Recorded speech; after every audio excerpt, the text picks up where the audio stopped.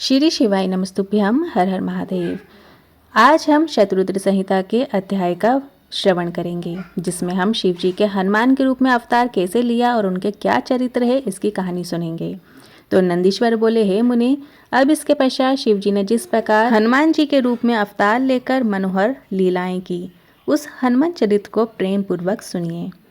उन परमेश्वर ने प्रेम पूर्वक हनुमत रूप से श्री राम का परम हित किया। हे विप्र, सर्व सुखकारी उस संपूर्ण चरित्र का श्रवण कीजिए।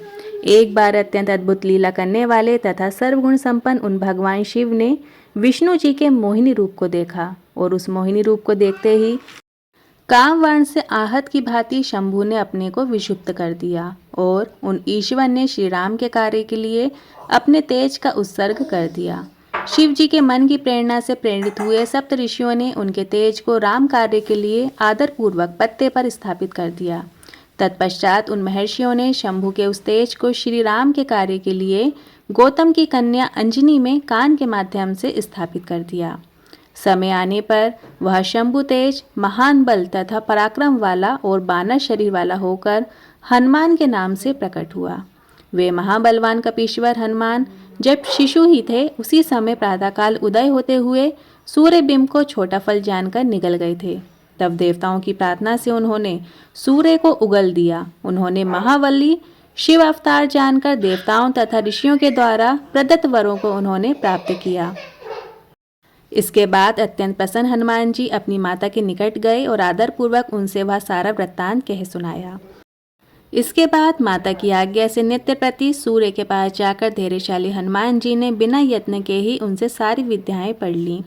उसके बाद माता की आज्ञा प्राप्त कर रुद्र के अंशभूत कपिश्रेष्ठ हनुमान जी सूर्य की आज्ञा से प्रेरित हो सूर्य के अंश से उत्पन्न हुए सुग्रीव के पास गए, और वे सुग्रीव अपने ज्येष्ठ भ्राता बाली, जिसने उनकी स्त्री का बलात् हरण कर लिया था, तिरस्कृत हो ऋषि मुख पर्वत पर हनुमान जी के साथ निवास करने लगे।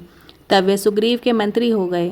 शिव जी के अंश से उत्पन्न परम बुद्धिमान कपिश्रेष्ठ हनुमान जी ने सब प्रकार से सुग्रीव का हित किया।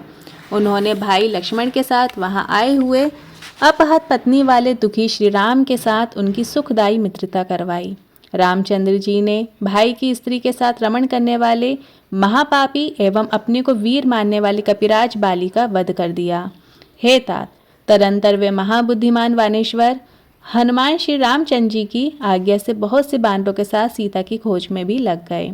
सीता जी को लंका में विद्यमान जानकर वे कपीश्वर दूसरों के द्वारा ना लांघे जा सकने वाले उस समुद्र को बड़ी शीघ्रता से लांघकर वहां चले गए। वहां उन्होंने पराक्रम युक्त अद्भुत कार्य किया और जानकी मैया को प्रीतिपूर्वक अपने प्रभु का उत्तम चिन्ह प्रदान किया, मुद्रिका रूप। सीता मैया के प्राणों की रक्षा करने वाले रामव्रत सुनाकर उन वीर नायक ने शीघ्र ही उनके शोक को दूर कर दिया।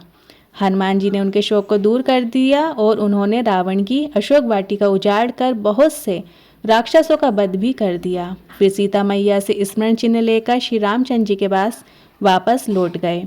उस समय महालीला करने वाले उन्होंने अत्यंत निर्भय होकर रावण के पुत्र तथा अनेक राक्षसों को मारकर वहां लंका में महान उपद्रव किया।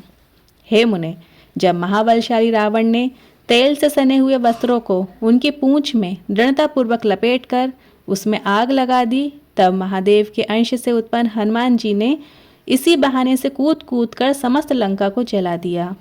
तदंतर वे कपिश्रेष्ठ वीर हनुमान केवल विभीषण के घर को छोड़कर सारी लंका को जला करके समुद्र में कूद पड़े। वहां अपनी पूंछ बुझाकर शिव के अंश से उत्पन्न वे समुद्र के दूसरे किनारे पर आए और प्रसन्न होकर श्री राम जी के पास गए। सुंदर वेग वाले कपिश्रेष्ठ हनुमान जी ने शीघ्रतापूर्वक श्री राम जी के निकट जाकर उन्हें सीता जी की चूड़ामणि प्रदान की। तत्पश्चात उनकी आज्ञा से वानरों के साथ उन बलवान तथा वीर हनुमान जी ने अनेक विशाल पर्वतों को लाकर समुद्र पर पुल बांधा। तब पार जाने की कामना वाले श्री रामचंद्र जी ने विजय प्राप्त करने की इच्छा से शिवलिंग को यथाविधि प्रतिष्ठित कर तदुपरांत उनका पूजन किया। तत्पश्चात उन्होंने पूज्यतम शिव जी से विजय का वरदान प्राप्त करके समुद्र पार कर वानरों के साथ लंका को घेर कर राक्षसों से युद्ध किया। ये वही ज्योतिर्लिंग के रूप में प्रकट हुआ जो कि अभी रामेश्वर के नाम से प्रसिद्ध है। उन वीर हनुमान जी ने राक्षसों का वध किया, श्री रामचंद्र जी की सेना की रक्षा की तथा शक्ति से घायल लक्ष्मण को संजीवनी बूटी के द्वारा पुनः जीवित कर दिया। इस प्रकार महादेव के पुत्र प्रभु उन हनुमान जी ने लक्ष्मण सहित श्री राम जी को सब प्रकार से सुखी बनाया और संपूर्ण सेना की रक्षा की। महान बल धारण करने वाले उन कपि ने बिना श्रम के परिवार सहित रावण का विनाश किया और देवताओं को सुखी बनाया।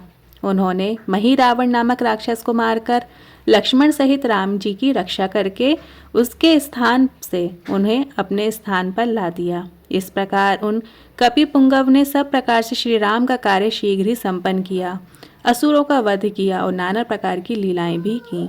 सीताराम जी को सुख देने वाले वानरराज ने स्वयं श्रेष्ठ भक्त होकर भूलोक में राम भक्ति की भी स्थापना की। वे लक्ष्मण के प्राणों के रक्षक, सभी देवताओं का गर्व चूर करने वाले, रुद्र के अवतार, भगवत स्वरूप और भक्तों का उद्धार करने वाले थे। वे हनुमान जी महावीर, सदा राम का कार्य सिद्ध करने वाले, लोक में रामदूत के रूप में विख्यात, दैत्यों का संहार करने वाले तथा भक्त वत्सल थे।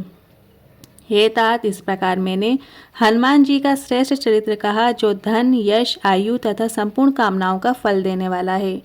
जो सावधान होकर भक्तिपूर्वक इसे सुनता है अथवा सुनाता है, वह इस लोक में सभी सुखों को भोग कर अंत में परम मोक्ष को प्राप्त होता है। तो आप सभी को कैसा लगा हनुमान जी का ये चरित्र, कमेंट के जरिए जरूर बताइएगा। जय श्री राम, जय हनुमान, श्री शिवाय नमस्तुभ्यम।